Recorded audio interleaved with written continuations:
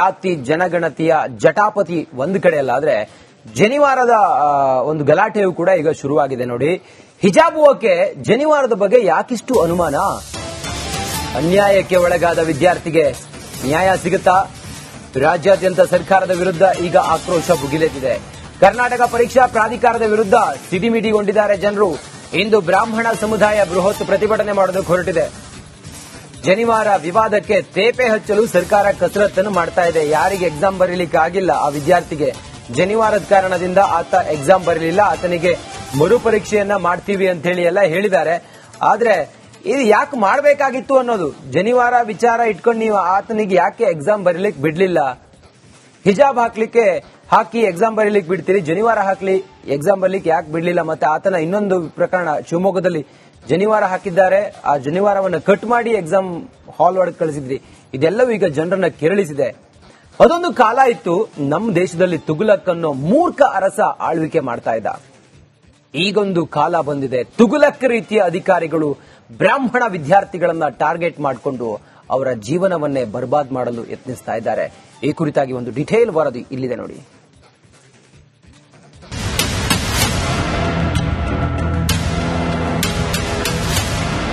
ಎಕ್ಸಾಮ್ಗೆ ಜನಿವಾರ ಹಾಕಿದ್ರೆ ತಪ್ಪು, ಅಯ್ಯಪ್ಪ ಮಾಲೆ ಹಾಕಿದ್ರೂ ತಪ್ಪು, ತಾಳಿ ಹಾಕೊಂಡು ಬಂದ್ರೆ ಅದೂ ತಪ್ಪು, ಹಣೆಬೊಟ್ಟು ಇಟ್ಕೊಂಡು ಬಂದ್ರೂ ತಪ್ಪು. ಆದ್ರೆ ಕಾಂಗ್ರೆಸ್ ಆಡಳಿತದ ಕರ್ನಾಟಕದಲ್ಲಿ ಬುರ್ಕಾ ಹಾಕಿದ್ರೂ ಓಕೆ, ಹಿಜಾಬ್ ಧರಿಸಿದ್ರೂ ಓಕೆ, ಟಕಿಯಾ ಅನ್ನೋ ಟೋಪಿ ಧರಿಸಿ ಬಂದ್ರೆ ಡಬಲ್ ಓಕೆ.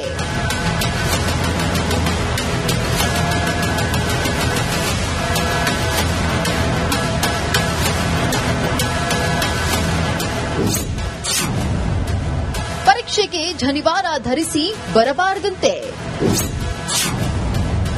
ತುಗ್ಲಕ್ ರೂಲ್ಸ್ಗೆ ವಿದ್ಯಾರ್ಥಿ ಲೈಫೇ ಬರ್ಬಾದ್. ಪಿಯುಸಿ ಪರೀಕ್ಷೆ ಬೆನ್ನಲ್ಲೇ ವೃತ್ತಿಪರ ಕೋರ್ಸ್ಗಳ ಪ್ರವೇಶಾತಿಗಾಗಿ ರಾಜ್ಯಾದ್ಯಂತ ಏಪ್ರಿಲ್ 15, 16, 17ರಂದು ಸಿಇಟಿ ಪರೀಕ್ಷೆ ನಡೆದಿದೆ.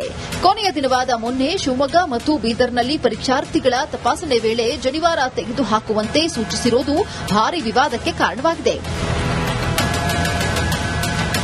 ಬೀದರ್ನ ಸಾಯಿ ಸ್ಫೂರ್ತಿ ಪರೀಕ್ಷಾ ಕೇಂದ್ರದಲ್ಲಿ ವಿದ್ಯಾರ್ಥಿಯೊಬ್ಬ ಜನಿವಾರ ತೆಗೆಯುವುದಕ್ಕೆ ಒಪ್ಪದೆ ಗಣಿತ ಪರೀಕ್ಷೆಯಿಂದ ಹೊರಗುಳಿದಿದ್ದಾನೆ. ಇದರಿಂದ ಆತನ ಎಂಜಿನಿಯರಿಂಗ್ ಭವಿಷ್ಯ ಅತಂತ್ರಗೊಂಡಿದೆ.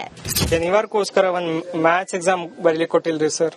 ನಮ್ದು ಫುಲ್ ಬ್ರಾಹ್ಮಿನ್ ಸಮಾಜಿಗೆ ಏನಿದೆ ಒಂದ್ ಜನಿವಾರ ಫುಲ್ ರಿಕ್ವೆಸ್ಟ್ ಮಾಡ್ಕೊಂಡ್ರಿ, ಫುಲ್ ಕಟ್ ಮಾಡ್ಲಿಕ್ಕೆ ಬರಲ್ಲ, ತೆಕ್ಕೊಂಡ್ ಬರ್ಲಿಕ್ಕೆ ಬರಲ್ಲ, ಇದಕ್ಕೆ ಚೆಕ್ ಮಾಡ್ರಿ ಅಂತಂದ್ರೆ ಅವ್ರು ಕೇಳಿಲ್ಲ ಸರ್. ಒಂದ್ ಫುಲ್ ಪ್ರಿಪರೇಷನ್ಸ್ ಎಲ್ಲ 2 ವರ್ಷ ಮಾಡಿದ್ ವೇಸ್ಟ್ ಆಯ್ತು ಸರ್. ಇದು ಅವ್ರದ್ದು ಇದು ಮಾಡಿದ ಕಡೆ 16th ಡೇಟ್ ಫಿಸಿಕ್ಸ್ ಕೆಮಿಸ್ಟ್ರಿ ಇತ್ತು ಸರ್. ಆಗ ನಾರ್ಮಲ್ ಚೆಕಿಂಗ್ ಮಾಡಿಬಿಟ್ರಿ ಸರ್. ಆಗ್ನು ಸೇಮ್ ಟಿ ಶರ್ಟ್ ಜನಿವಾರ ಎಲ್ಲ ಇತ್ರಿ ಸರ್, ಆಗ್ಬಿಟ್ರು. ನಿನ್ನೆ ಮ್ಯಾಥ್ಸ್ ಎಕ್ಸಾಮ್ ದಿವಸಿಗೆ ನೋಡಿ ಹಿಂಗ್ ಕಟ್ ಮಾಡ್ಕೊಂಡ್ ಬಾ ಅಂತಾರಂದ್ರೆ ಹೆಂಗ್ರಿ ಸರ್? ಸರ್ಕಾರದ ವಿರುದ್ಧ ಸಿಡಿದಿದ್ದ ಕೇಸರಿ ಸೇನೆ.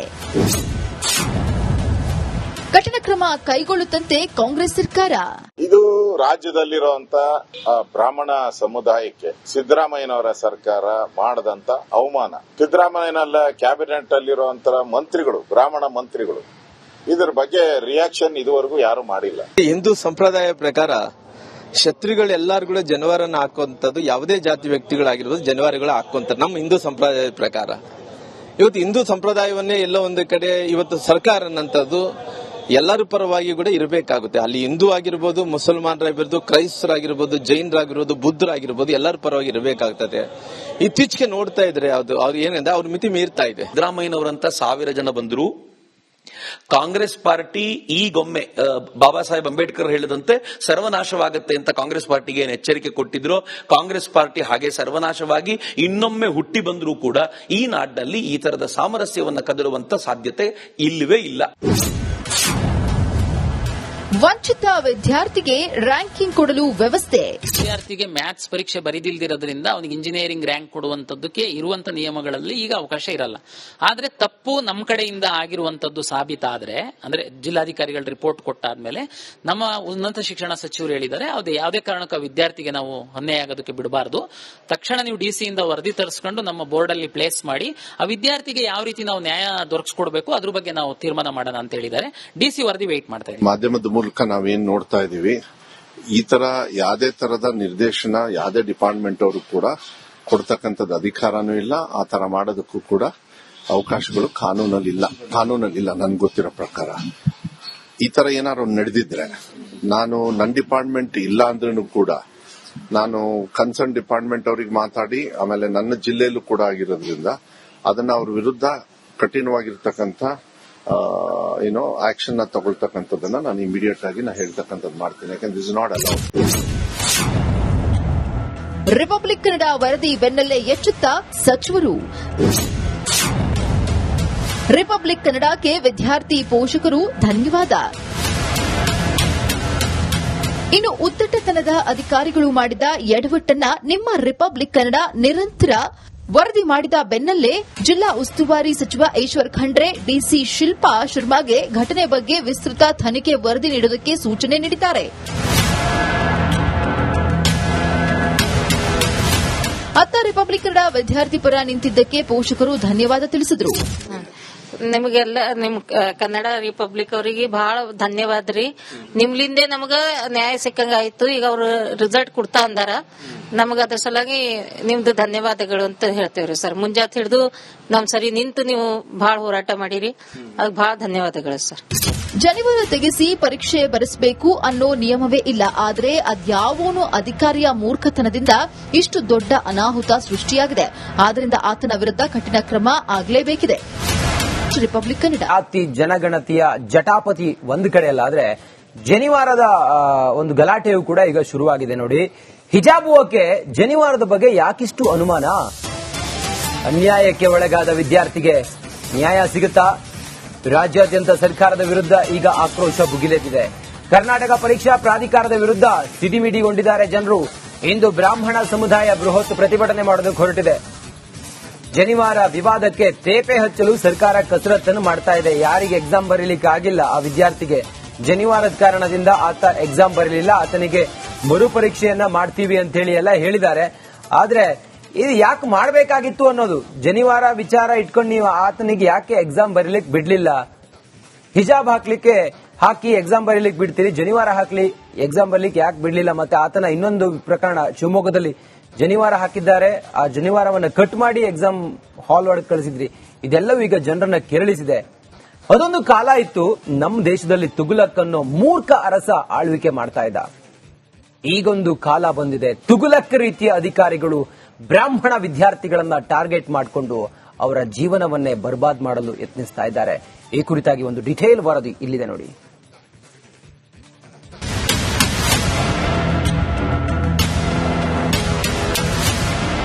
ಎಕ್ಸಾಮ್ಗೆ ಜನಿವಾರ ಹಾಕಿದ್ರೆ ತಪ್ಪು, ಅಯ್ಯಪ್ಪ ಮಾಲೆ ಹಾಕಿದ್ರೂ ತಪ್ಪು, ತಾಳಿ ಹಾಕೊಂಡು ಬಂದ್ರೆ ಅದೂ ತಪ್ಪು, ಹಣೆಬೊಟ್ಟು ಇಟ್ಕೊಂಡು ಬಂದ್ರೂ ತಪ್ಪು. ಆದ್ರೆ ಕಾಂಗ್ರೆಸ್ ಆಡಳಿತದ ಕರ್ನಾಟಕದಲ್ಲಿ ಬುರ್ಕಾ ಹಾಕಿದ್ರೂ ಓಕೆ, ಹಿಜಾಬ್ ಧರಿಸಿದ್ರೂ ಓಕೆ, ಟಕಿಯಾ ಅನ್ನೋ ಟೋಪಿ ಧರಿಸಿ ಬಂದ್ರೆ ಡಬಲ್ ಓಕೆ.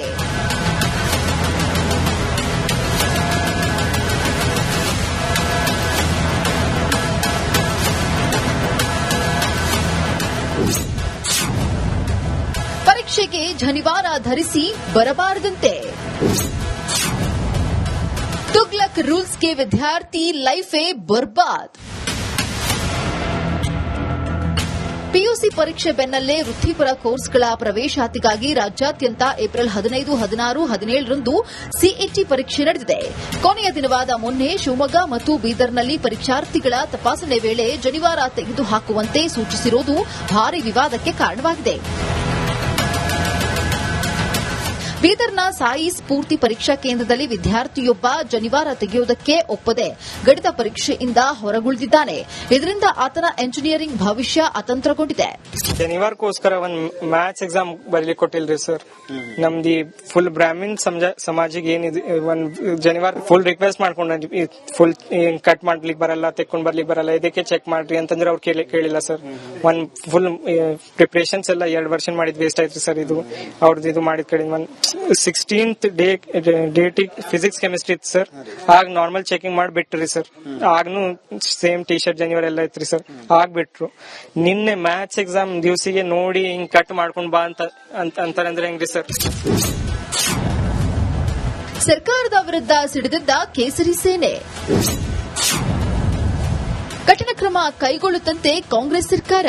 ಇದು ರಾಜ್ಯದಲ್ಲಿರುವಂತ ಬ್ರಾಹ್ಮಣ ಸಮುದಾಯಕ್ಕೆ ಸಿದ್ದರಾಮಯ್ಯನವರ ಸರ್ಕಾರ ಮಾಡದಂತ ಅವಮಾನ. ಸಿದ್ದರಾಮಯ್ಯನಲ್ಲ ಕ್ಯಾಬಿನೆಟ್ ಅಲ್ಲಿರುವಂತ ಮಂತ್ರಿಗಳು, ಬ್ರಾಹ್ಮಣ ಮಂತ್ರಿಗಳು, ಇದರ ಬಗ್ಗೆ ರಿಯಾಕ್ಷನ್ ಇದುವರೆಗೂ ಯಾರು ಮಾಡಿಲ್ಲ. ಹಿಂದೂ ಸಂಪ್ರದಾಯ ಪ್ರಕಾರ ಛತ್ರಿಗಳು ಎಲ್ಲಾರು ಕೂಡ ಜನವಾರನ್ನ ಹಾಕುವಂತದ್ದು ಯಾವುದೇ ಜಾತಿ ವ್ಯಕ್ತಿಗಳಾಗಿರ್ಬೋದು ಜನವಾರಗಳು ಹಾಕುವಂತಾರೆ ನಮ್ಮ ಹಿಂದೂ ಸಂಪ್ರದಾಯದ ಪ್ರಕಾರ. ಇವತ್ತು ಹಿಂದೂ ಸಂಪ್ರದಾಯವನ್ನೇ ಎಲ್ಲೋ ಒಂದು ಕಡೆ ಇವತ್ತು ಸರ್ಕಾರ ಅನ್ನಂಥದ್ದು ಎಲ್ಲರ ಪರವಾಗಿ ಕೂಡ ಇರಬೇಕಾಗುತ್ತೆ. ಅಲ್ಲಿ ಹಿಂದೂ ಆಗಿರ್ಬೋದು, ಮುಸಲ್ಮಾನರಾಗಿರ್ಬೋದು, ಕ್ರೈಸ್ತರಾಗಿರ್ಬೋದು, ಜೈನರಾಗಿರ್ಬೋದು, ಬುದ್ಧರಾಗಿರ್ಬೋದು, ಎಲ್ಲರ ಪರವಾಗಿ ಇರಬೇಕಾಗ್ತದೆ. ಇತ್ತೀಚೆಗೆ ನೋಡ್ತಾ ಇದ್ರೆ ಅವ್ರು ಏನಂದ್ರೆ ಅವ್ರ ಮಿತಿ ಮೀರ್ತಾ ಇದೆ. ಸಿದ್ದರಾಮಯ್ಯನವರಂತ 1000 ಜನ ಬಂದ್ರು, ಕಾಂಗ್ರೆಸ್ ಪಾರ್ಟಿ ಈಗೊಮ್ಮೆ ಬಾಬಾ ಸಾಹೇಬ್ ಅಂಬೇಡ್ಕರ್ ಹೇಳಿದಂತೆ ಸರ್ವನಾಶವಾಗುತ್ತೆ ಅಂತ ಕಾಂಗ್ರೆಸ್ ಪಾರ್ಟಿಗೆ ಏನು ಎಚ್ಚರಿಕೆ ಕೊಟ್ಟಿದ್ರು, ಕಾಂಗ್ರೆಸ್ ಪಾರ್ಟಿ ಹಾಗೆ ಸರ್ವನಾಶವಾಗಿ ಇನ್ನೊಮ್ಮೆ ಹುಟ್ಟಿ ಬಂದರೂ ಕೂಡ ಈ ನಾಡಿನಲ್ಲಿ ಈ ತರದ ಸಾಮರಸ್ಯವನ್ನು ಕದಡುವಂತ ಸಾಧ್ಯತೆ ಇಲ್ಲವೇ ಇಲ್ಲ. ವಂಚಿತ ವಿದ್ಯಾರ್ಥಿಗೆ ರ್ಯಾಂಕಿಂಗ್ ಕೊಡಲು ವ್ಯವಸ್ಥೆ. ವಿದ್ಯಾರ್ಥಿಗೆ ಮ್ಯಾಥ್ಸ್ ಪರೀಕ್ಷೆ ಬರೆದಿಲ್ದಿರೋದ್ರಿಂದ ಅವನಿಗೆ ಇಂಜಿನಿಯರಿಂಗ್ ರ್ಯಾಂಕ್ ಕೊಡುವಂತದ್ದಕ್ಕೆ ಇರುವಂತ ನಿಯಮಗಳಲ್ಲಿ ಈಗ ಅವಕಾಶ ಇರಲ್ಲ. ಆದ್ರೆ ತಪ್ಪು ನಮ್ಮ ಕಡೆಯಿಂದ ಆಗಿರುವಂತದ್ದು ಸಾಬೀತಾದ್ರೆ, ಅಂದ್ರೆ ಜಿಲ್ಲಾಧಿಕಾರಿಗಳ ರಿಪೋರ್ಟ್ ಕೊಟ್ಟಾದ್ಮೇಲೆ ನಮ್ಮ ಉನ್ನತ ಶಿಕ್ಷಣ ಸಚಿವರು ಹೇಳಿದ್ದಾರೆ, ಯಾವುದೇ ಕಾರಣಕ್ಕೂ ವಿದ್ಯಾರ್ಥಿಗೆ ನಾವು ಅನ್ಯಾಯ ಆಗೋದಕ್ಕೆ ಬಿಡಬಾರದು. ತಕ್ಷಣ ನೀವು ಡಿಸಿ ಇಂದ ವರದಿ ತರಿಸ್ಕೊಂಡು ನಮ್ಮ ಬೋರ್ಡ್ ಅಲ್ಲಿ ಪ್ಲೇಸ್ ಮಾಡಿ ಆ ವಿದ್ಯಾರ್ಥಿಗೆ ಯಾವ ರೀತಿ ನಾವು ನ್ಯಾಯ ದೊರಕಿಸ್ಕೊಡ್ಬೇಕು ಅದ್ರ ಬಗ್ಗೆ ನಾವು ತೀರ್ಮಾನ ಮಾಡೋಣ ಅಂತ ಹೇಳಿದ್ದಾರೆ. ಡಿಸಿ ವರದಿ ವೇಟ್ ಮಾಡ್ತಾ ಇದ್ದೀವಿ. ಮಾಧ್ಯಮದ ಮೂಲಕ ನಾವೇನ್ ನೋಡ್ತಾ ಇದೀವಿ, ಈ ತರ ಯಾವುದೇ ತರದ ನಿರ್ದೇಶನ ಯಾವುದೇ ಡಿಪಾರ್ಟ್ಮೆಂಟ್ ಅವರು ಕೂಡ ಕೊಡ್ತಕ್ಕಂಥದ್ದು ಅಧಿಕಾರನೂ ಇಲ್ಲ. ಆ ತರ ಮಾಡೋದಕ್ಕೂ ಕೂಡ ಅವಕಾಶಗಳು ಕಾನೂನಲ್ಲಿಲ್ಲ ನನ್ಗೆ ಗೊತ್ತಿರೋ ಪ್ರಕಾರ. ಈ ತರ ಏನಾದ್ರು ನಡೆದಿದ್ರೆ ನನ್ನ ಡಿಪಾರ್ಟ್ಮೆಂಟ್ ಇಲ್ಲ ಅಂದ್ರೂ ಕೂಡ ನಾನು ಕನ್ಸರ್ನ್ ಡಿಪಾರ್ಟ್ಮೆಂಟ್ ಅವರಿಗೆ ಮಾತಾಡಿ ಆಮೇಲೆ ನನ್ನ ಜಿಲ್ಲೆಯಲ್ಲೂ ಕೂಡ ಆಗಿರೋದ್ರಿಂದ ಅದನ್ನ ಅವ್ರ ವಿರುದ್ಧ ಕಠಿಣವಾಗಿರ್ತಕ್ಕಂಥ ಆಕ್ಷನ್ ತಗೊಳ್ತಕ್ಕಂಥದ್ದನ್ನ ನಾನು ಇಮಿಡಿಯೇಟ್ ಆಗಿ ಹೇಳ್ತಕ್ಕಂಥದ್ದು ಮಾಡ್ತೀನಿ. ಯಾಕಂದ್ರೆ this is not allowed. Republic Kannada ವರದಿ ಬೆನ್ನಲ್ಲೇ ಎಚ್ಚೆತ್ತ ಸಚಿವರು. ರಿಪಬ್ಲಿಕ್ ಕನ್ನಡಕ್ಕೆ ವಿದ್ಯಾರ್ಥಿ ಪೋಷಕರು ಧನ್ಯವಾದ. ಇನ್ನು ಉದ್ದಟತನದ ಅಧಿಕಾರಿಗಳು ಮಾಡಿದ ಎಡವಟ್ಟನ್ನ ನಿಮ್ಮ ರಿಪಬ್ಲಿಕ್ ಕನ್ನಡ ನಿರಂತರ ವರದಿ ಮಾಡಿದ ಬೆನ್ನಲ್ಲೇ ಜಿಲ್ಲಾ ಉಸ್ತುವಾರಿ ಸಚಿವ ಈಶ್ವರ್ ಖಂಡ್ರೆ ಡಿಸಿ ಶಿಲ್ಪಾ ಶರ್ಮಾಗೆ ಘಟನೆ ಬಗ್ಗೆ ವಿಸ್ತೃತ ತನಿಖೆ ವರದಿ ನೀಡುವುದಕ್ಕೆ ಸೂಚನೆ ನೀಡಿದ್ದಾರೆ. ಅತ್ತ ರಿಪಬ್ಲಿಕ್ ಕನ್ನಡ ವಿದ್ಯಾರ್ಥಿ ಪರ ನಿಂತಿದ್ದಕ್ಕೆ ಪೋಷಕರು ಧನ್ಯವಾದ ತಿಳಿಸಿದರು. ನಿಮಗೆಲ್ಲ ನಿಮ್ ಕನ್ನಡ ರಿಪಬ್ಲಿಕ್ ಅವರಿಗೆ ಬಹಳ ಧನ್ಯವಾದ ರೀ. ನಿಮ್ಲಿಂದೆ ನಮಗ ನ್ಯಾಯ ಸಿಕ್ಕಂಗ ಆಯ್ತು. ಈಗ ಅವ್ರು ರಿಸಲ್ಟ್ ಕೊಡ್ತಾ ಅಂದಾರ. ನಮಗ ಅದ್ರ ಸಲುವಾಗಿ ನಿಮ್ದು ಧನ್ಯವಾದಗಳು ಅಂತ ಹೇಳ್ತೇವ್ರಿ ಸರ್. ಮುಂಜಾತ್ ಹಿಡಿದು ನಮ್ ಸರಿ ನಿಂತು ನೀವು ಬಹಳ ಹೋರಾಟ ಮಾಡಿರಿ, ಅದ್ ಬಹಳ ಧನ್ಯವಾದಗಳು ಸರ್. ಜನಿವಾರ ತೆಗೆಸಿ ಪರೀಕ್ಷೆ ಬರೆಸಬೇಕು ಅನ್ನೋ ನಿಯಮವೇ ಇಲ್ಲ. ಆದರೆ ಅದ್ಯಾವೋನು ಅಧಿಕಾರಿಯ ಮೂರ್ಖತನದಿಂದ ಇಷ್ಟು ದೊಡ್ಡ ಅನಾಹುತ ಸೃಷ್ಟಿಯಾಗಿದೆ. ಆದ್ದರಿಂದ ಆತನ ವಿರುದ್ಧ ಕಠಿಣ ಕ್ರಮ ಆಗಲೇಬೇಕಿದೆ.